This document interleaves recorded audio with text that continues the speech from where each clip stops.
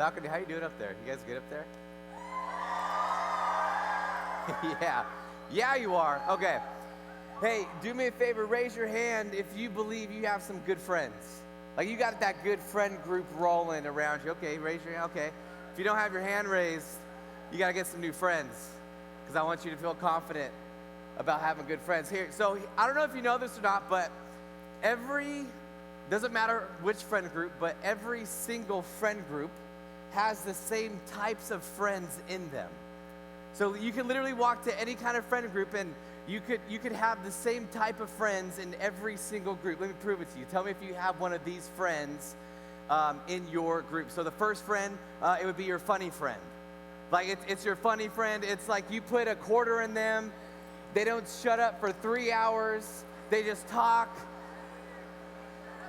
See now, half the stuff they say is way inappropriate, but you forgive them because they're your funny friend. You know what I'm talking about? Right. You got them.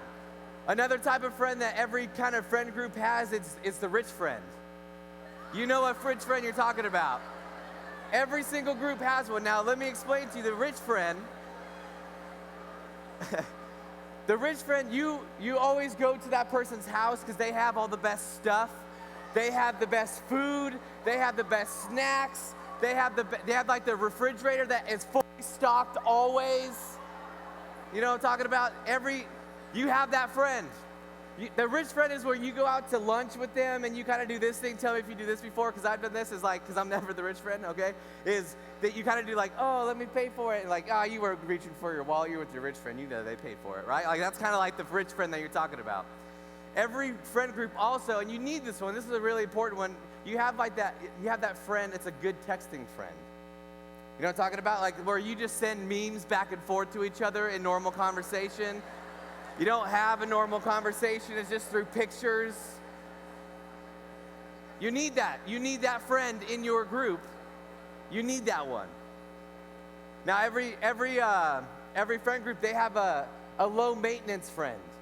Now the low maintenance friend, this is like someone where they could text you like, hey, can I come over? And you say, yeah. They're like, good, I'm already in your driveway. You know what I mean? Like that kind of friend is what you're looking for.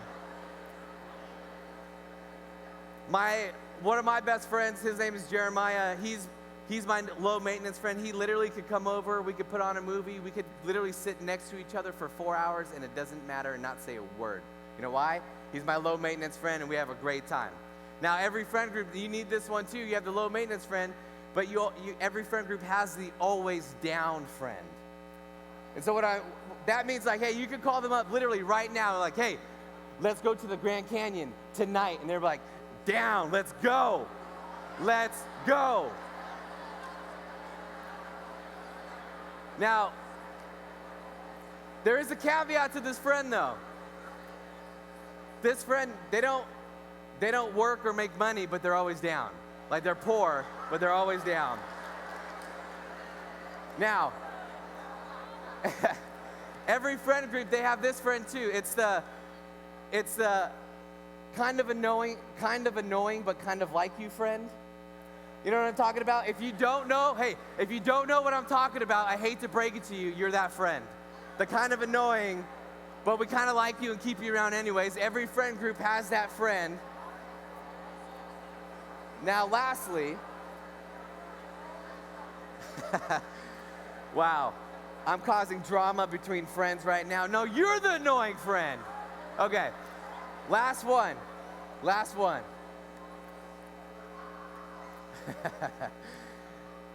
I just feel the tension between friendships happening right now. The last friend, how am I doing so far, by the way? Am I hitting all the ones? Am I hitting all the friends? Okay. The last one, it's the flaky friend. Every friend group has the flaky friend. Where like you invite them to come to something, and then like 5 minutes before they're supposed to show up, they text you like, oh, I'm not coming. Oh, I got homework.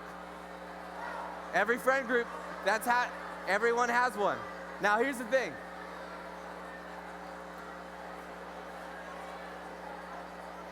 Let me explain to you something.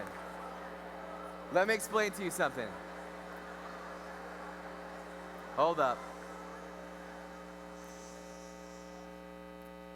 I got you with those friend things. Wow, okay.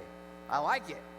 See, let me explain to you one of my friends. His name was Jeff. He was one of my buddies in high school, and we played baseball together. And so he was my flaky friend. He was the guy, he had no idea about what church was. He didn't go to church. He thought I was weird for going to church. He's like, why are you spending all your time at church or serving or doing summer camps and doing all those things? Jeff was my flaky friend, and he was a guy that I kept on trying to, hey, come with me to church. Come with me to this event. Come with me to summer camp. And he'd be like, totally, I'm totally there. And then always 10, I could literally count it down on a Sunday night where our high school met. I could literally count it down. 3, 2, 1, boom. Text from Jeff. Hey man, I can't make it tonight. Hey man, I got some homework. Oh, my mom said I can't. Oh, I just don't want to. Oh, I lost track of time, right? He was the flaky friend. He'd always said he would come, but he never would come. And so finally, there was this one event that I wanted him to come to at our church. It was like a black light dodgeball type thing. And I was like, Jeff, listen, look at me. I need you to come. It's really important to me. It's really important to our friendship. You need to come. There's going to be black light dodgeball. There's going to be free tacos. There's going to be cute girls. I was literally like throwing everything at Jeff. They said, Jeff, it's really important for you to come. I want you to come. And he grabs me by my shoulders. He goes, Justin, on our friendship, I will be there. And I said, yes, now we're tracking, right? And so Sunday night comes, blacklight dodgeball. I'm at church already. I'm there with my friend Kevin. We're getting ready. We're setting the whole thing up. 30 minutes before the event starts, I get a text from Jeff. And it said, hey, I'm not coming tonight. And so I'm with my friend Kevin, I stand next to him, and I don't say anything. I just pull out my phone, and I just show him the text from Jeff. We don't say anything. We just both kind of nod. We're like, okay. Because we knew what we had to do. We had to kidnap Jeff. Yeah.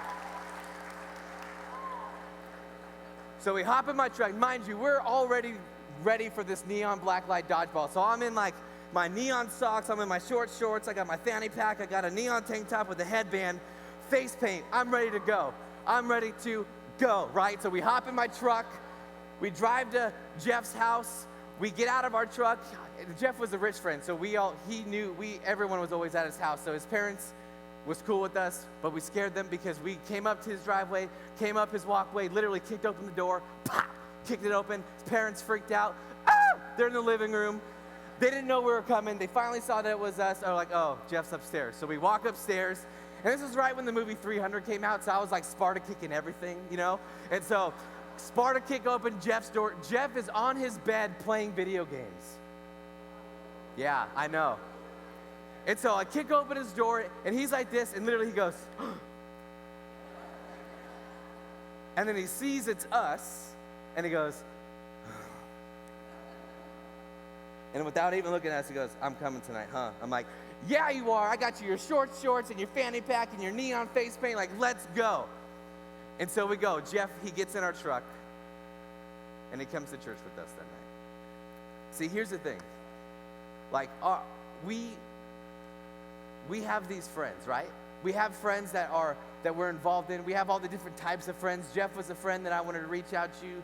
Jeff was a friend that we invited into this thing. Friends are such a big deal in our lives, and they'd say, by the way, that you become who you hang out with. Like, they say that the studies have shown that the 5 people you spend your most time with is the type of people you will become. I tell my students all the time at my church, show me your friends and I'll show you your future, right? That your friends, the people that you spend your time with, they literally influence how you live your life as you go on with your years, through your high school years. But here's the thing, not only do your friends influence you, you have the power to influence your friends.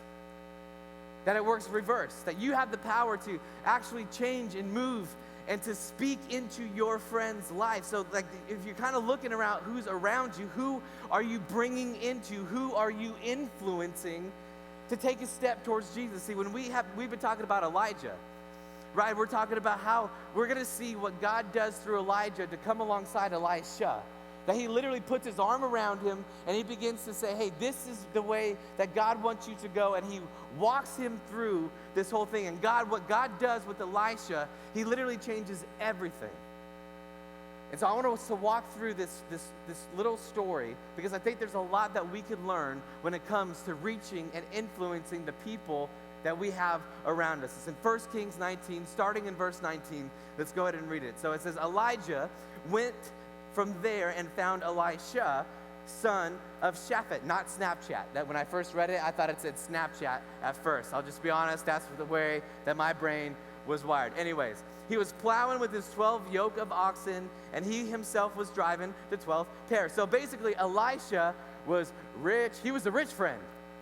He was a rich friend. He was flexing. He was out there with his 12 oxen, and he was out in the field, and you could tell, and you knew that he worked for it because he himself, he didn't need to be out in the field.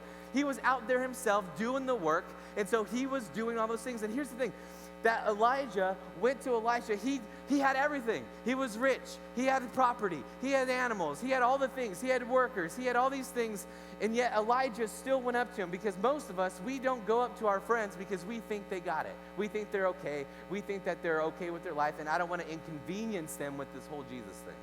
It seems like they got it all together, but we'll come to that here in a little bit. Don't worry. See, continuing on, Elijah went up to him and threw his cloak around him. See, this is Elijah saying, Elisha, Pikachu, I choose you. This is who I'm coming. I'm going to bring you alongside with me. I'm going to put my arm around you, and I'm literally going to walk with you and help you discover what God has planned for you.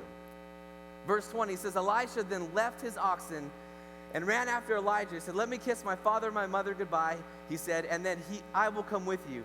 Go back, Elijah replied, what have I done to you? So Elijah left him and went back, and he took his yoke of oxen and he slaughtered them and burned his plowing equipment to cook the meat and gave it to the people, and they ate. Okay, holy crap, take a step back.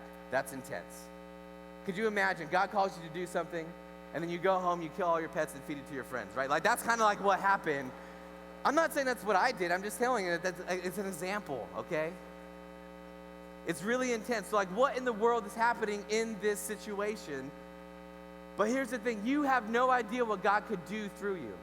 You have no idea through the influence that you could have with your friends when you listen to God's voice telling you where to go, when you actually start putting the teaching into practice. You have no idea what God could do through you and in the life of your friend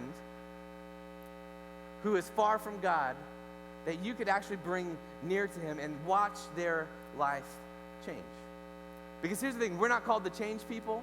We don't have the power to change people, but we are called to bring someone and show them to the one who can change people from the inside out. In the last verse it says, and then he set out to follow Elijah and became his servant. So here we see Elijah going out to find his one, the one person that he's going to literally come alongside, put his arm around, put his cloak around, and walk him through the ways of God. God calls us to reach others, bring them, invest in them, literally invade their lives to show them who God is. And Elisha leaves everything to go with Elijah. And he's from a wealthy family. He had everything, didn't need anything, and literally dropped everything to go follow God. It's amazing when we choose to obey God in this area of our faith that it literally helps us find our purpose. So if you're taking notes, I want you to write this down. Because here's what I think. I think that I find my purpose when God sends me to reach others. That I find my purpose when God sends me to reach others. That we are to be the Elijah to an Elisha.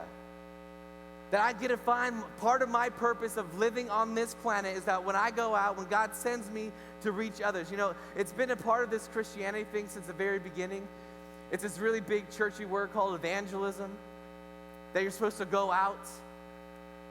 And the thing is that when we think of evangelism, a lot of people have this idea in their head when they think about it, that they need to be the guy or the girl up on stage teaching, that they need to be the guy or the girl that stands up in the middle of their quad at their school and start preaching the gospel or whatever it is and just waiting for people to ridicule them or whatever it is. But what if I told you that it's way simpler than that? What if I told you that there's something that we could do, this room full of high school students could do, that's way more effective at bringing people who are far from God near to God? See, we'll come back to that. Before I go out and we start talking about going out to share, I want to talk about the reasons why we don't. Why don't we? Why don't we go and share our faith? Why don't we talk to Jesus about to our friends or to our family? That if we truly believe that Jesus is who he said that he is, that we truly believe that he could change people's lives, that we truly believe that he could bring dead things and bring them to life, if we believe those things, why aren't we going out and telling our friends about him? It doesn't make sense to me. See, why do we walk around not mentioning him if it literally could change someone's eternity? And I've been trying to think through why we don't go out and be like Elijah to go out to an Elisha. And I think there's three, I've kind of come up with, because I've looked at my own life, there's three things that I think that really keep us from these things, that really keep us from going out to our friends. And I think I want to talk about three of them. Number one, complacency. It's just one word, complacency. We're complacent with where we are at in our faith. We're complacent about where we are in our life. It's just okay with status quo. It's I like everything that the way that it is. Because here's a reality check, that when you go back to school here, and a little bit sad, I know, is that you're literally surrounded by friends who do not know who Jesus is. You're literally surrounded by friends 5 days a week, 8 hours a day, that you have an opportunity to be with and invest in and to be intentional with, yet we don't say anything to them. They're literally dead people walking eternally, dead. And we don't say a word. And if we're not careful, we will care more about finishing out the year strong more than where our best friends spend eternity. And I know this is strong. Some of you are like, whoa, Justin, I liked you before when you were drawing poop stories with Caleb. Hold up a second. But I need you to listen, because this is important, because there's so many people in our lives where we say that we love them, we say that we care for them, yet we don't share the most amazing thing that has ever happened to us with them. That Jesus on his last days on earth gave us the Great Commission, right? To go out to all the nations, to baptize people in the name of the Father, the Son, and the Holy Spirit, right? That it's a great commandment, it's a great commission. And most of us, we actually treat it like it's a great suggestion, or we treat it like it's a great, like if the opportunity presents itself, then I will do it. Or if it's if I get around to it type of situation. But that's the thing, that's not what God commands us to do. That Elijah, he shows us that it's literally taking one person, taking interest in one person, going out, putting his arm around him, and begins to change Elisha's life because he started to pour into him. Second thing that I think that actually keep us from going out and to sharing our faith, to keep us from being an Elijah to go out to an Elisha, is the second word, comfort. Comfort keeps us from going out. See, I'm not going to lie to you. I love to be comfy. Do I wish I was in my stretchy pants right now? Yes, I do. Do I wish that I was in my Ugg slippers right now? Yes, I do. It's like walking on clouds. I love to be comfy. When I go to a hotel, like my wife and I, we just went on vacation a couple weeks ago to the desert in Palm Springs, and do I wear the robe that the hotel provides? You bet I do. Do I wear it down to the continental breakfast and embarrass my wife? You bet I do. Because it's comfy. I love it's amazing the comfort that I've designed around my life. It's pretty amazing. And here's the thing, let's just be real here for a second. It's uncomfortable sometimes to talk about Jesus. Is it not? Sometimes it's uncomfortable to talk to Jesus or bring it up about our faith, why we do certain things, why we don't do certain things when it comes to our friends. Because I'm trying to figure out, like, why is it? Why is it that we're so uncomfortable sometimes? And I think I've come up with it because I've looked at it in my own life, is that we care more about what they think about us more than where they spend eternity. We care more about what they think about us more than what Jesus wants to do inside of their life. See, would we be willing to get uncomfortable for the sake of our friends? That we're willing to get uncomfortable to try that new coffee shop or try that new meal at the restaurant or try to be uncomfortable in all these other situations, but yet we're not willing to get uncomfortable for our faith because we care more about what they think about us than what Jesus wants to do in their life. And let me ask you a question. It's a tough question, but it's a powerful question. What if someone's eternity could change on the other side of an uncomfortable conversation? What if someone else's eternity could change on the other side of a potentially awkward conversation? What if your best friend could come to know who Jesus is and start chasing something that actually matters, something that gives them a hope and a purpose? But they're going to miss out on that because it's a conversation that we are not willing to have. See, I've noticed that in my own life, it's that when I'm uncomfortable, that's when I notice God showing up even more. Because I'm more dependent on Him than ever before. Because I'm stepping out in the faith, hoping that God will give me the words and the boldness to step out. Third thing that I believe that actually keeps us from going out and being an Elijah to an Elisha, and this is the one that I struggle with the most, I think, it's simple: selfishness. I think our selfishness keeps us from going out. See, the question is, and it's the biggest one when it comes to sharing about our faith, is, am I willing to give up my plans for His plans? Am I willing to give up what I wanted to do for what I know that God has called me to do? Because this is a very hard hard question. You know why? I hate this question. I hate it. It's a daily question. You know why I hate it? My plans are awesome. You know who plans all the stuff for like my family and friends? You know who they come to for planning? Me. You know why? Because I make awesome plans. I love the plan that I've laid out for me. I know exactly how I want to live out the rest of my life. I know exactly what I want to do tomorrow, next week, on vacation. I know what I plan for myself is actually pretty sweet, but here's the deal.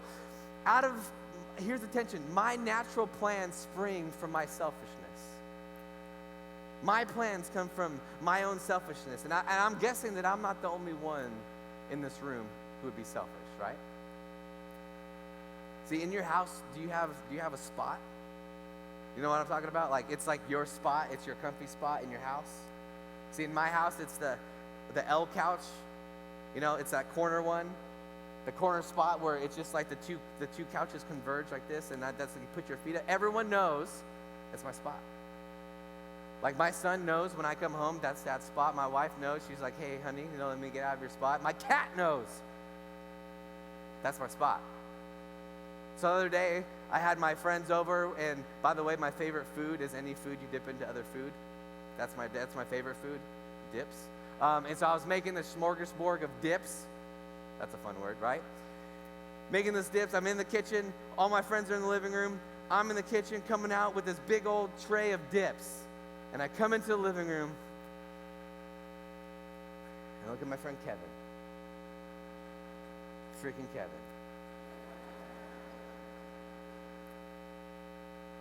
Freaking Kevin's in my spot. I said, Kevin, freaking Kevin, what are you doing? He's like, I'm waiting for the smorgasbord of dips. And I said, you don't get no dips, Kevin.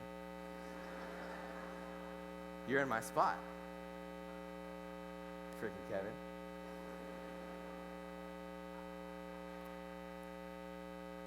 Two things you need to know about me. I don't share my food, and I don't share my spot, okay? Those are the two things. But here's the thing. It's my spot. Get off me. I'm selfish. I'm a selfish person. Naturally, that's who I am. And here's the deal. I'm not as selfish as I used to be.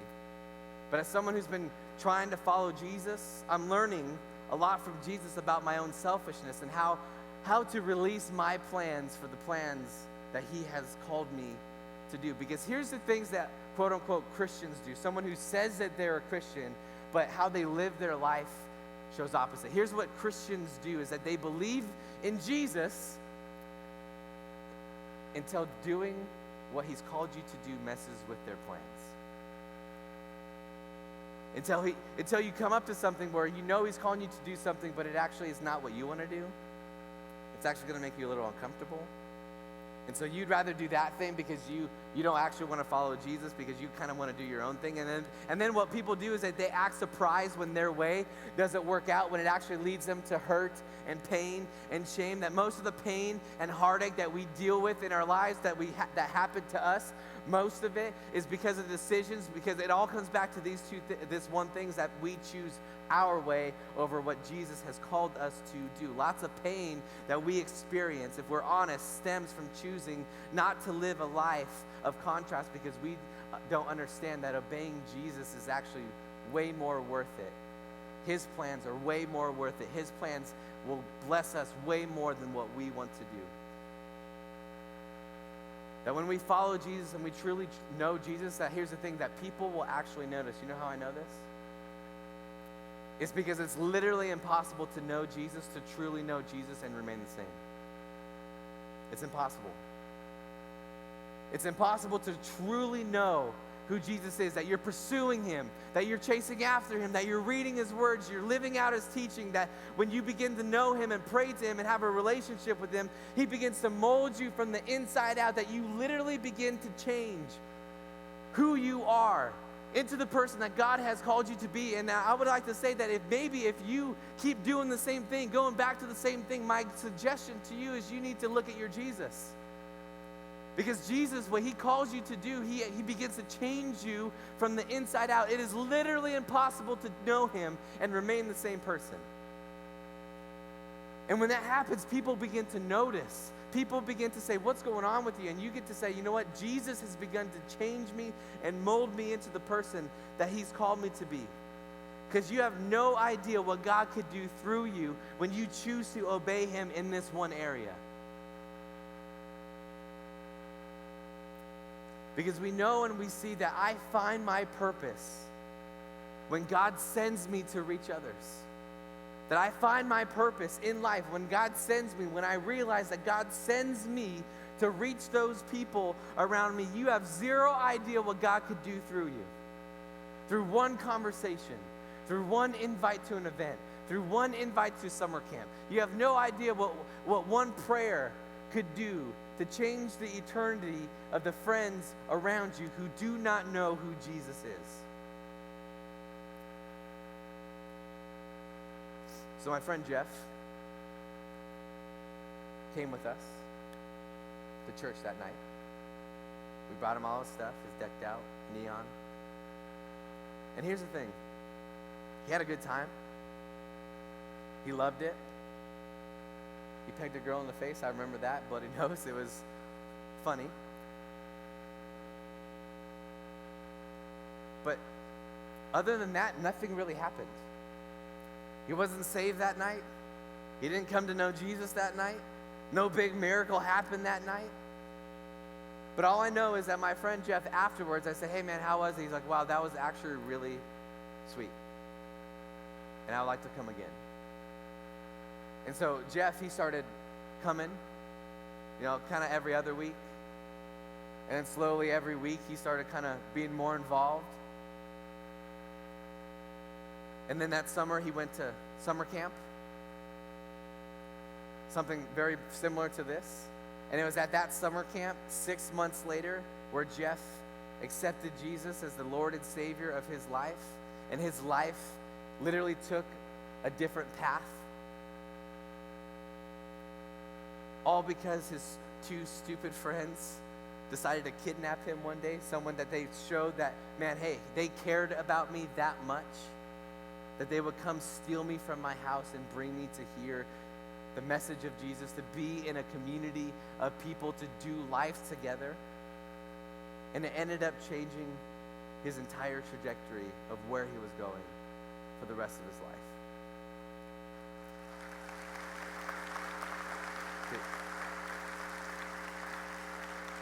And here's the deal. I don't want you to think that this is a story about God used me in some... I was an idiot, right? I kicked open his door. I went into his house. We pulled him out. We kidnapped him, committed a felony in the process, right? Of getting him there. But all he cared about was that two friends stepped out into uncomfortableness, who pursued him, wrapped our arms around him, and brought him to show him who God is. That if he could do that with a fool like me, he could do that with you. That you're called to be an Elijah to an Elisha. So my question to you is this as we wrap up. Who's your Elisha? Who's that one person that when I ask you who's your Elisha, who's that one person when you go home from this camp and you go back home to your friend group, who's that one person that you're going to put your arm around and be intentional with? Who's that one person that you're going to intentionally pray for, that you're going to let them know that you're praying for them, that you're going to bug them about coming to church, that you're going to invade their life, not in a creepy way, but in a real way, where you're going to come be a part of their life and let them know and let them experience Jesus through you? Who is that name right now in your head? Who is your Elisha? And on the count of 3, I just want you to say that name, just first name, out loud.